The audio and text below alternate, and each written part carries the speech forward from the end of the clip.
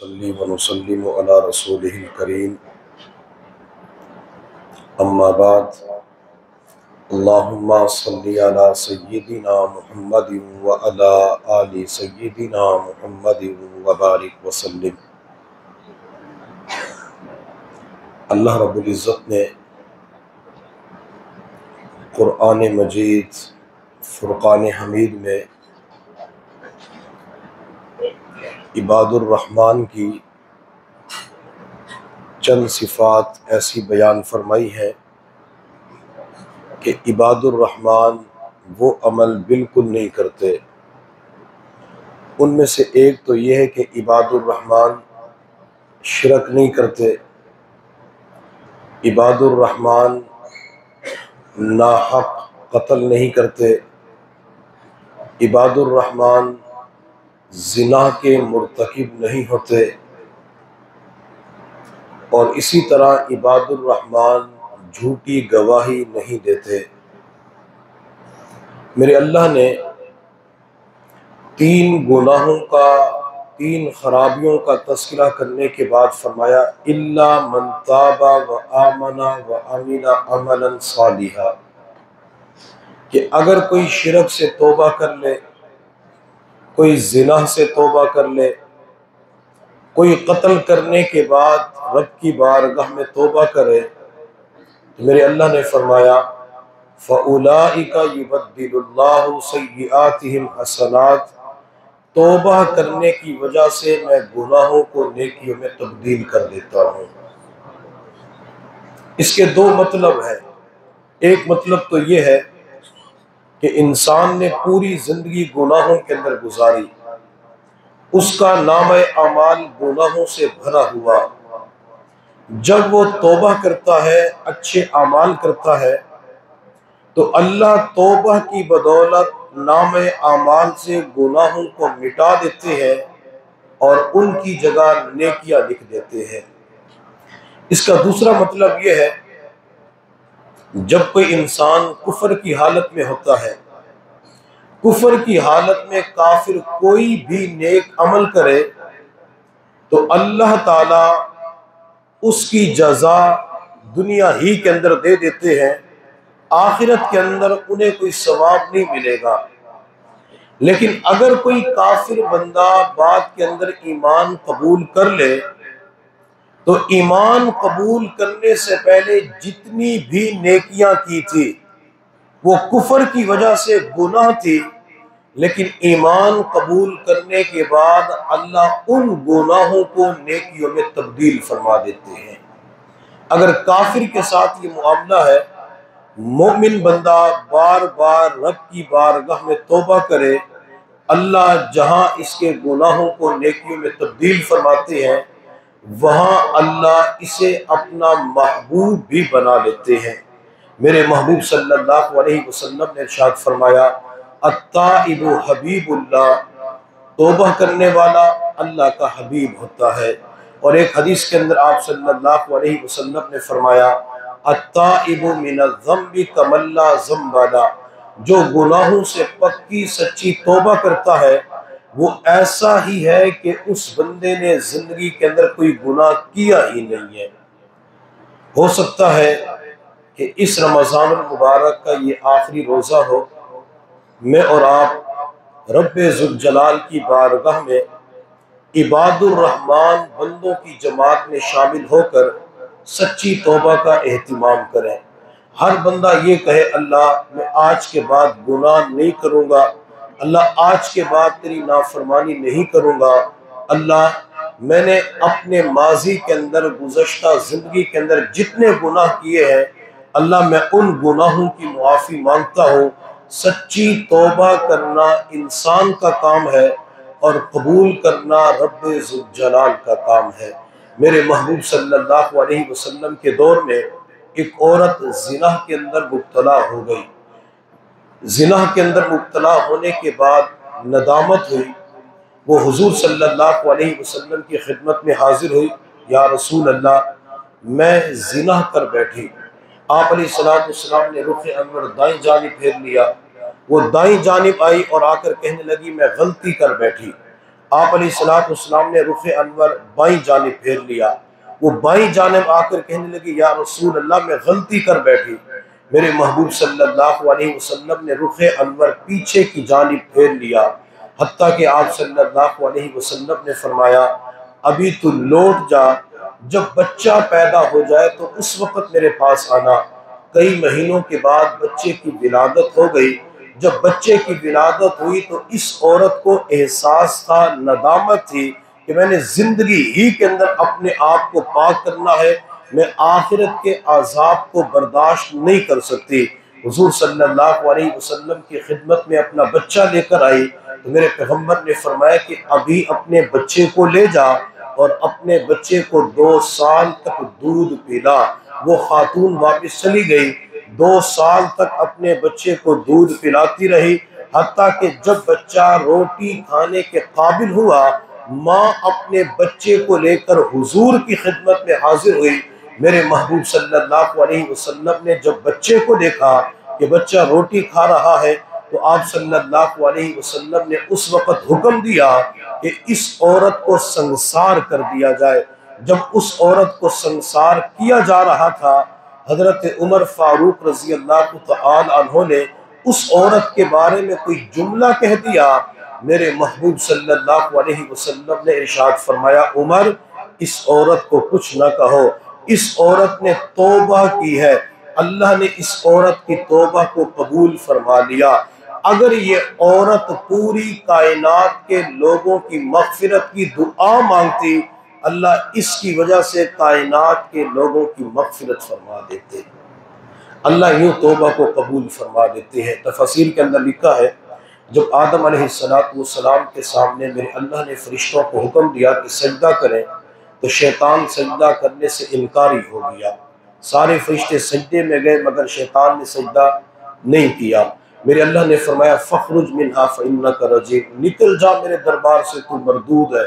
جب شیطان اللہ کے دربار سے نکل رہا تھا تو شیطان نے نکلتے وقت قسم اٹھا کے کہا فَبِعِزَّتِكَ لَأُغْوِيَنَّهُمْ أَجْمَعِينَ، اللہ تیری عزت کی قسم میں تیرے بندوں کو گمراہ کروں گا۔ جب شیطان نے مجھے، آپ کو، اولاد آدم کو گمراہ کرنے کی قسم کھائی تو میرے اللہ نے اس موقع پہ 3 قسمیں کھائی، فَبِعِزَّتِي وَجَلَالِي وَارْتِفَاعِ مَكَانِي، شیطان مجھے اپنی عزت کی قسم، مجھے اپنے جلال کی قسم، مجھے اپنے بلند مرتبے کی قسم، جب تک میرے بندے مجھ سے گناہوں کی معافیہ مانگتے رہیں گے میں اپنے بندوں کو معاف کرتا رہوں گا۔ شیطان تو میرے بندوں سے گناہ کروا کے تھک جائے گا لیکن میں اپنے بندوں کو معاف کرتے کرتے نہیں تھکوں گا۔ کئی مرتبہ نفس و شیطان کہتے اتنی مرتبہ توبہ کر لی، اب کیوں پھر توبہ کرتے ہو، تمہاری توبہ قبول نہیں ہوتی۔ میرے مشائخ، میرے اکابرین فرماتے ہیں اگر دن کے وقت 100 مرتبہ توبہ ٹوٹ جائے تو 101 مرتبہ توبہ کر لے، جب شیطان گناہ کروانے سے باز نہیں آتا تو حضرت انسان توبہ کرنے سے باز کیوں آ جاتا ہے۔ آخری واقعہ بیان کر کے بات کو مکمل کرتے ہیں اور میں ساتھیوں سے درخواست کروں گا کہ اپنے ساتھ والے ساتھی کا تعاون کریں۔ تعاون جانتے ہیں، اسے سونے نہ دیں، مراقبہ نہ کرنے دیں، اگر کوئی سو رہا تو اسے اٹھا دیں تاکہ وہ بھی واقعے کو سن کر اللہ کی بارگاہ میں سچی توبہ کر سکے۔ ساتھ والے کو سونے نہ دیں، اس کا خیال کریں، خیال کرنا آپ کی ذمہ داری ہے۔ کسی کہنے والے نے کیا خوب کہا، جے میں ویکھاں اپنے عملہ ول تے کچھ نہیں میرے پلے، جے میں ویکھاں اپنے عملہ ول تے کچھ نہیں میرے پلے، ربا جے میں ویکھاں تیری رحمتاں ول تے بلے بلے، جے تو عدل کرے تے تھر تھر کمبن اچیاں شانہ والے، جے تو فضل کریں تے بخشے جامن میں جہری موقع لے۔ وہ رب جب فضل کرنے پر آتا ہے، بخشنے پر آتا ہے، اللہ ہر کسی کو معاف کر دیتے ہیں۔ ایک اللہ کے ولی تھے حضرت حسن بصری رحمۃ اللہ علیہ، ان کے دور کے اندر ایک خاتون تھی جس کے خامن کا جوانی کے اندر انتقال ہو گیا۔ خامن نے میراث کے اندر کافی مال چھوڑا تھا، ایک ہی بیٹا تھا۔ اس خاتون نے اپنے بچے کی خاطر دوسرا نکاح کرنے کا ارادہ ختم کر دیا، بچے کی پرورش کرنا شروع کر دی، دیکھ بھال کرنا شروع کر دی۔ جب یہ بچہ بڑا ہوا تو اس بچے کو برے دوستوں کی سنگت مل گئی، جنہوں نے اس بچے کو شراب شباب کے کاموں پہ لگا دیا۔ بچہ شراب پیتا، زنا کرتا، بدکاری کرتا۔ ماں کو پتہ چلا تو ماں نے کئی مرتبہ بیٹے کو سمجھایا، لیکن بیٹے کے اوپر کوئی اثر نہ ہوا۔ ماں اپنے بیٹے کو لے کر حضرت حسن بصری کے پاس گئی، حضرت آپ میرے بیٹے کو سمجھائیں۔ حضرت حسن بصری نے کئی گھنٹے اس نوجوان کو سمجھایا، لیکن دل کے اوپر کوئی اثر نہ ہوا۔ حضرت نے فرمایا اماں، لگتا یہ ہے تیرے بیٹے کے دل پر اللہ کی طرف سے کوئی مہر لگ چکی ہے، جو کسی نیک بات کو قبول نہیں کر رہا۔ حضرت نے سمجھانا چھوڑ دیا، وقت گزرتا گیا۔ قصہ مختصر، اس نوجوان کے پاس جتنا بینک بیلنس تھا ختم ہو گیا، ذاتی مکان بھی سیل ہو گیا، جائیداد فروخت ہو گئی۔ کثرت شراب اور کثرت بدکاری کی وجہ سے لا علاج امراض کے اندر مبتلا ہو گیا۔ وقت کے حکماء نے کہا اب تیرا علاج نہیں ہو سکتا، یہ ہڈیوں کا ڈھانچہ بن چکا تھا، بستر مرض کے اوپر پڑا ہوا تھا۔ کسی نے جا کر ماں کو بتلایا اماں، تیرے بیٹے کا آخری وقت آ چکا ہے، اماں جا اپنے بیٹے سے ملاقات کر لے۔ ماں لاٹھی کا سہارا لیتے ہوئے بچے کے قریب پہنچی۔ بچہ چارپائی کے اوپر لیٹا ہوا تھا، بچے کی آنکھیں بند تھی۔ ماں بچے کے سرہانے بیٹھ گئی۔ جب ماں نے اپنے لال کی طرف دیکھا، ماں نے اپنے بچے کی طرف دیکھا تو ماں کی آنکھوں میں آنسو آ گئے۔ ماں کی آنکھ سے نکلنے والے آنسو بچے کے رخسار پہ گر رہے تھے۔ بچے نے آنکھیں کھول کر ماں کے چہرے کی طرف دیکھا، کہنے لگا امی آپ کب آئی ہے، امی آپ کیوں رو رہی ہے؟ تو ماں روتے ہوئے اپنے بچے سے کہنے لگی بیٹا میں اس بات پہ رو رہی ہوں، جب تو دنیا سے چلا جائے گا، اللہ کے سامنے پیش ہوگا، بتا اللہ کو کیا جواب دے گا؟ کیا تو یہی کہے گا اللہ میں نے جوانی غفلت کے اندر گزار دی، اللہ میں نے جوانی شراب نوشی کے اندر گزار دی، اللہ میں نے جوانی گناہ کرتے ہوئے گزار دی، بتا میرے بیٹے اللہ کو کیا جواب دے گا؟ جب ماں نے درد دل کے ساتھ یہ بات کہی، نوجوان کے دل کے اوپر چوٹ لگی۔ وہ نوجوان کہنے لگا امی اب میں کیا کر سکتا ہوں؟ ماں نے کہا بیٹا اللہ کے ولی کے پاس لے جاتی ہوں، آپ کو توبہ کروائیں گے، زندگی کے گناہ معاف ہو جائیں گے۔ نوجوان کہنے لگا امی میں تو چارپائی سے اتر بھی نہیں سکتا، آپ میری بوڑھی ماں مجھے کندھوں پہ اٹھا کے لے جا نہیں سکتی، آپ خود چلی جائیں، ان کو بلا کے گھر لے آئے تاکہ مجھے توبہ کروا دے، زندگی کے گناہ معاف ہو جائیں گے۔ ماں نے کہا ٹھیک ہے بیٹا میں اللہ کے ولی کو ابھی بلا کے لاتی ہوں۔ جب ماں گھر سے نکلنے لگی، بیٹے نے پیچھے سے آواز دی امی میری طبیعت خراب ہو رہی ہے، آپ جلدی سے وصیت سن لیجئے۔ ماں اپنے بیٹے کے قریب آئی، بتا میرے بیٹے تیری وصیت کیا ہے؟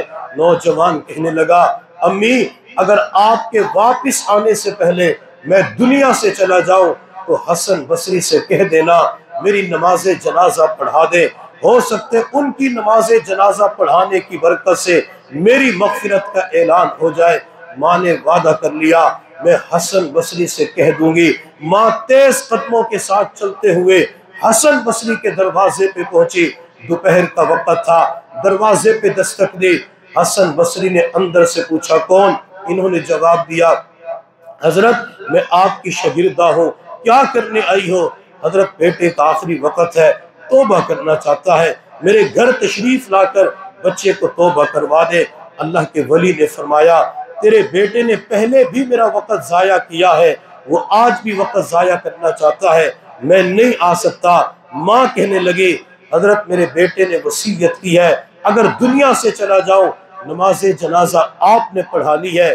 حضرت حسن بصری نے فرمایا اماں جس نے کبھی نماز نہ پڑھی ہو میں اس کی نماز جنازہ نہیں پڑھا سکتا۔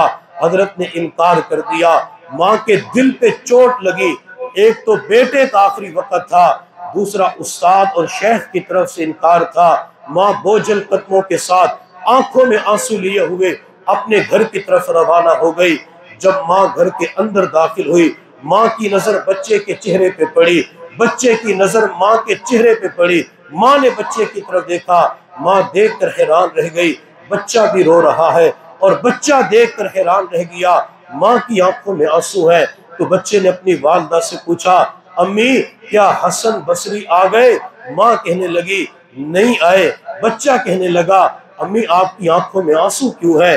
ماں کہنے لگی تو میرا اتنا نافرمان ہے، اللہ کا اتنا نافرمان ہے، آج تیری وجہ سے اللہ کے ولی نے آنے سے انکار کر دیا۔ جب نوجوان نے سنا، نوجوان کہنے لگا امی میں اتنا گندا بن چکا ہوں، اتنا نافرمان بن چکا ہوں، اللہ کے ولی نے میری وجہ سے آنے سے انکار کر دیا۔ ماں کہنے لگی ہاں تو گندا تھا، تو برا تھا، بدکار سیاہکار تھا، تو شراب پیتا تھا، بدکاری کرتا تھا، میں تجھے سمجھاتی تھی، تو غفلت کی زندگی کے اندر وقت گزارتا رہا، گناہوں کے سمندر میں ڈوب گیا، گناہوں کی دلدل میں پھنس گیا، تو باز نہ آیا، تو گندا بن چکا ہے۔ جب ماں نے کہا تو وہ بچہ کہنے لگا امی جلدی سے میری وصیت سن لے، میری طبیعت خراب ہو رہی ہے۔ ماں کہنے لگی بتا میرے بیٹے تیری وصیت کیا ہے؟ نوجوان نے کہا امی جب میں دنیا سے چلا جاؤں میری لاش کو چارپائی سے اتار کر زمین پہ رکھ دینا اور پھر اپنے سر سے دوپٹہ اتار کر میرے گلے میں ڈالنا اور میری لاش کو گھر کے صحن میں اس طرح گھسیٹنا جس طرح کتے کی لاش کو گھسیٹا جاتا ہے۔ نوجوان نے جب والدہ کے سامنے یہ وصیت کی تو ماں کہنے لگی بیٹا جب تو میرا نافرمان تھا میں اس وقت یہ ظلم نہیں کر سکی، میں دنیا سے جانے کے بعد یہ ظلم نہیں کر سکتی۔ نوجوان نے ہاتھ جوڑ کے کہا امی ایسا کر لینا تاکہ دنیا والوں کو پتہ چل جائے جو ماں کا نافرمان ہوتا ہے اپنے 70 ماؤں سے بڑھ کے پیار کرنے والے رب کا نافرمان ہوتا ہے، اس کا یہی انجام ہوتا ہے۔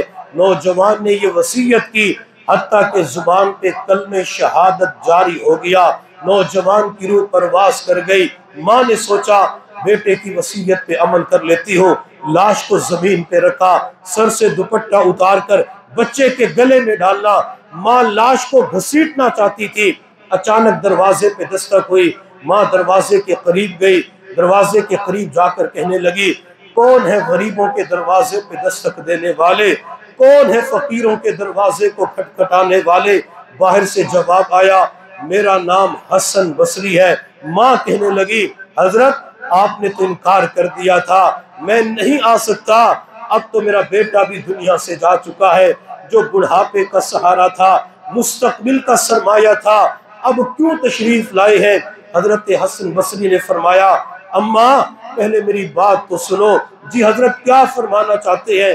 حضرت حسن بصری نے فرمایا جب میں نے آپ کو انکار کر دیا میں قیلولہ کرنے کے لیے لیٹ گیا، جو ہی میری آنکھیں بند ہوئی میں نے آسمان کی طرف سے غیبی آواز کو سنا حسن تو میرا کیسا ولی ہے، آج میرا ایک دوست فوت ہو رہا ہے تو اس کی نماز جنازہ پڑھانے سے انکار کرتا ہے، حسن تو میرا اس وقت ولی اور دوست ہوگا جب تو اس نوجوان کو غسل بھی دے گا، کفن بھی پہنائے گا، نماز جنازہ بھی پڑھائے گا اور قبر کے اندر خود اتارے گا۔ حضرت حسن بصری نے فرمایا اماں تیرے بیٹے نے مرنے سے پہلے جو توبہ کا ارادہ کیا تھا اللہ رب العزت کو وہ ارادہ اتنا پسند آیا، نہ صرف یہ کہ تیرے بیٹے کے گناہوں کو معاف کیا بلکہ مرنے سے پہلے تیرے بیٹے کو اولیاء اللہ کی جماعت میں شامل فرما لیا۔ جو رب توبہ کے ارادے کی وجہ سے توبہ قبول کر کے دوستوں کی جماعت میں شامل کر سکتا ہے، اگر سچی توبہ کی جائے تو رب ذوالجلال اپنے مقربین کی جماعت کے اندر ہمیں شامل نہیں فرمائیں گے۔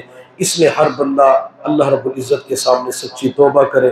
اللہ رب العزت کی بارگاہ میں دعا ہے، سچی توبہ کرنا عباد الرحمن کی ایک صفت ہے، اللہ یہ صفت مجھے، آپ کو، مسورات کو، بچوں کو، اعزاء اقرباء پوری امت محمدیہ کو عطا فرمائے۔ وآخر دعوانا الحمدللہ رب العالمین۔